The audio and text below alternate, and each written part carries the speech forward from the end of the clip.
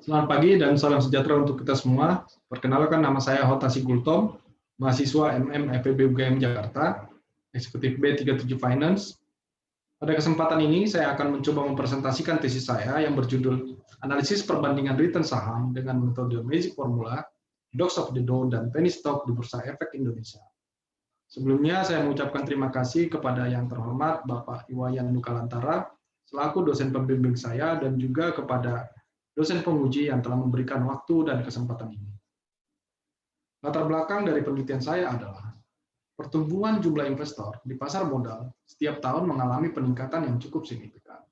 Menurut data dari Otoritas Jasa Keuangan, jumlah investor di Bursa Efek Indonesia per 30 Desember 2020 tercatat sejumlah 3.880.753 investor, di mana hal ini berarti mengalami peningkatan sebesar 56,21% dibanding tahun sebelumnya.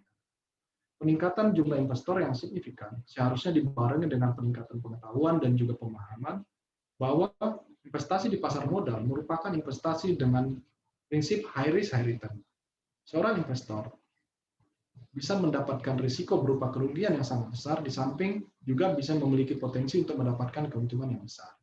Menurut tanda Lilin 2010, investasi adalah komitmen atas sejumlah dana atau sumber daya lainnya yang dilakukan pada saat ini dengan tujuan memperoleh sejumlah keuntungan di masa datang.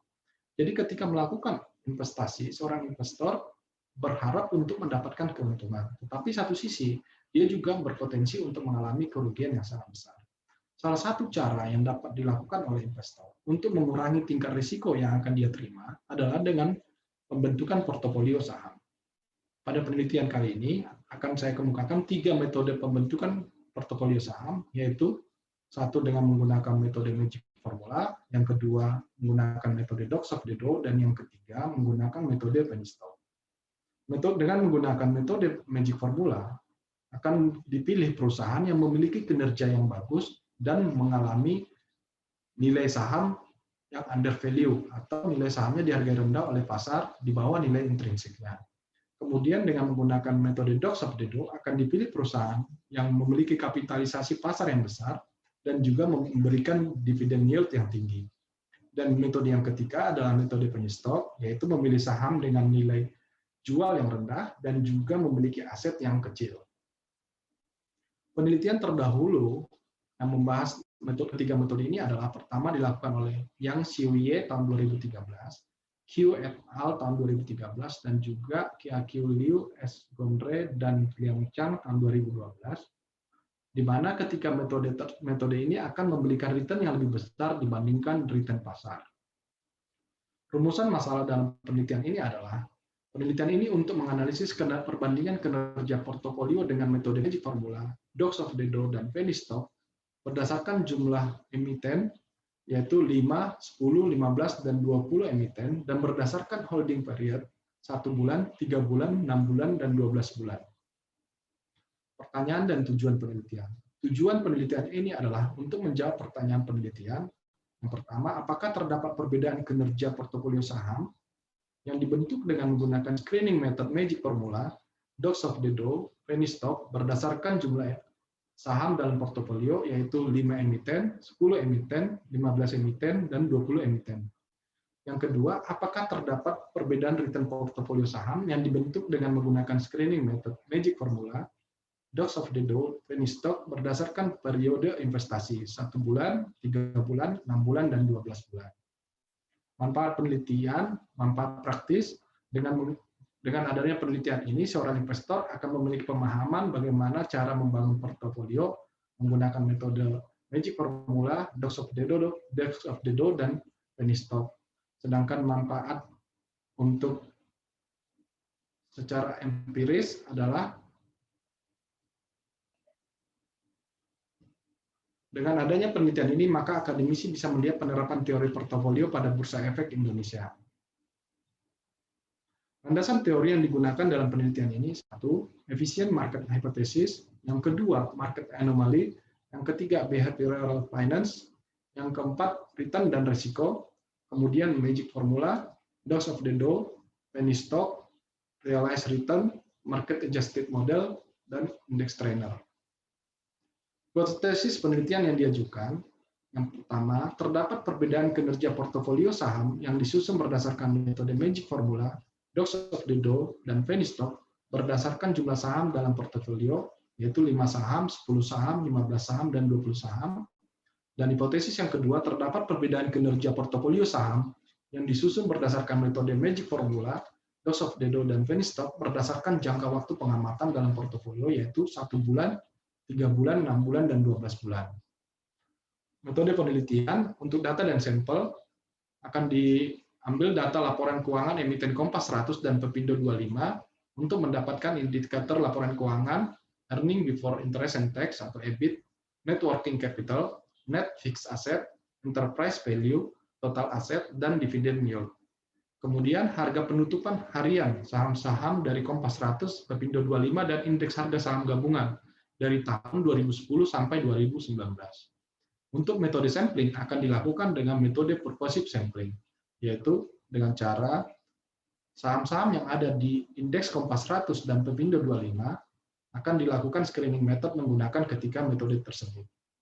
Untuk metode Magic Formula dan Dogs of the Dow akan menjadi screening method dari indeks Kompas 100, dan untuk Pepindo 25 akan dilakukan screening method dengan metode Penny Stock.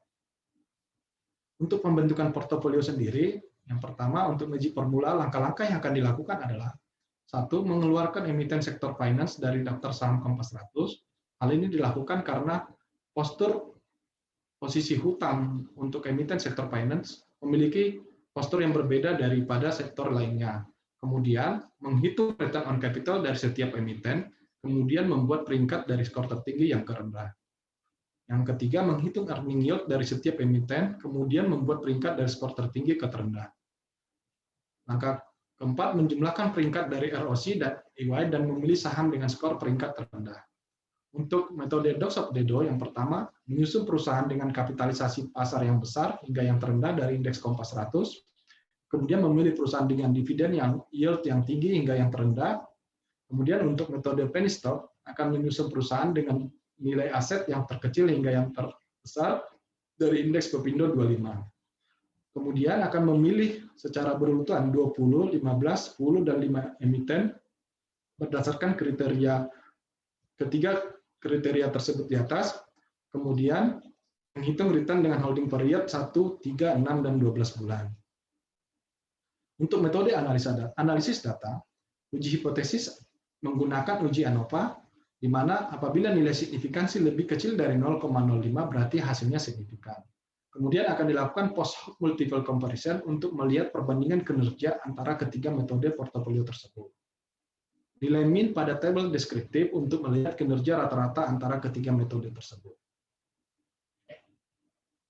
Untuk hasil dan pembahasan, uji hipotesis portofolio Magic Formula, Dogs of the Dow, dan Penny Stock untuk 5 emiten dengan periode 1, 3, 6, dan 12 bulan, hasil signifikan didapat pada periode 3 bulan.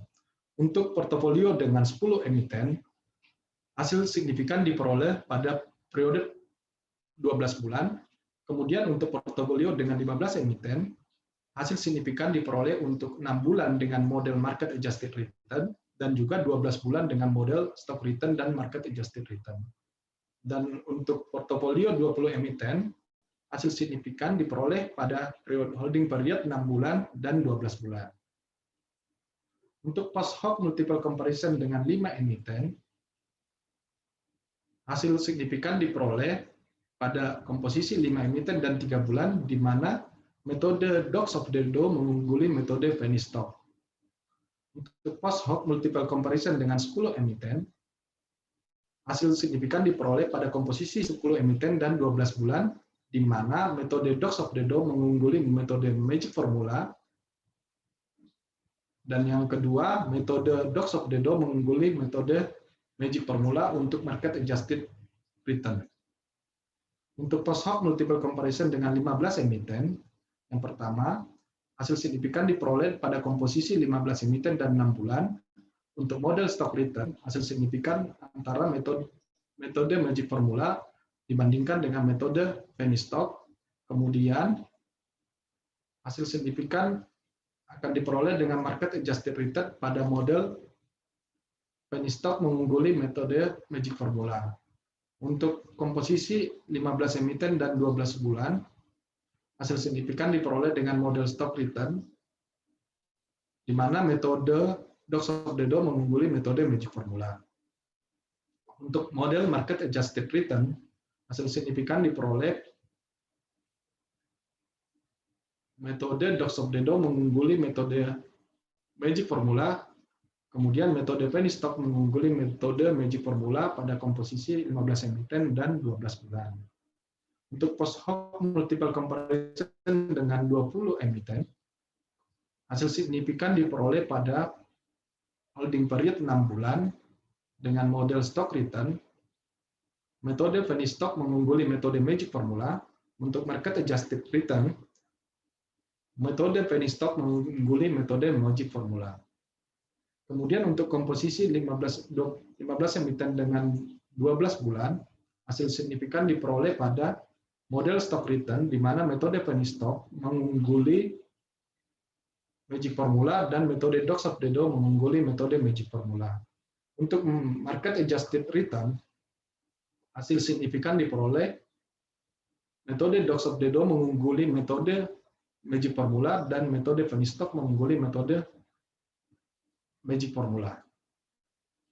Untuk perbandingan kinerja dengan mengukur tingkat risiko atau risk adjusted return, berdasarkan jumlah emiten dalam portofolio, yaitu 20 emiten, 15 emiten, 10 emiten, dan 5 emiten, kinerja terbaik diperoleh oleh penny stock dan Dogs of the Dow.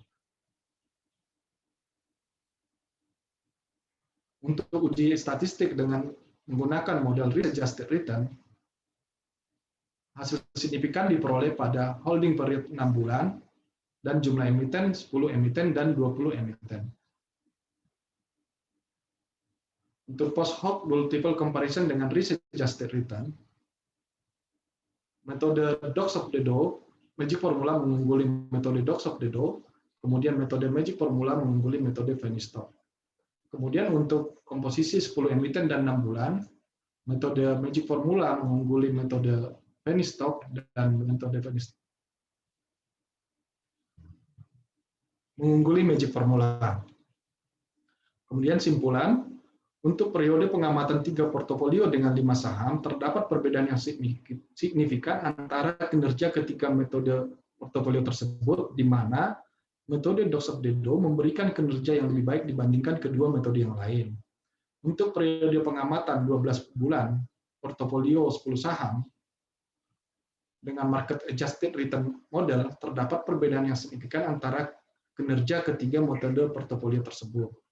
Untuk periode pengamatan 6 bulan portofolio dengan 15 saham, terdapat perbedaan yang signifikan antara kinerja ketiga metode portofolio tersebut, di mana metode penny stock memberikan return yang lebih baik dibandingkan kedua metode yang lain.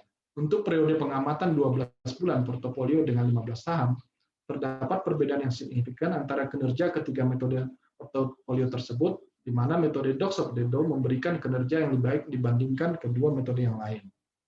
Untuk periode pengamatan 6 bulan portofolio dengan 20 saham, terdapat perbedaan yang signifikan antara kinerja ketiga metode tersebut, di mana metode penny stock memberikan kinerja yang lebih baik dibandingkan kedua metode yang lain. Untuk periode pengamatan 12 bulan portofolio dengan 20 saham, terdapat perbedaan yang signifikan antara kinerja ketiga metode portofolio tersebut, di mana metode Dogs of the Dow memberikan kinerja yang lebih baik dibandingkan kedua metode yang lain. Apabila memperhitungkan risiko, yaitu risk adjusted return, terdapat perubahan kinerja portofolio yang mengungguli metode yang lain. Secara statistik, perbedaan yang signifikan hanya terdapat pada 2 periode pengamatan, yaitu 10 dan 20 emiten dengan holding period 6 bulan. Demikian presentasi dari saya. Atas saran dan masukannya, saya ucapkan terima kasih.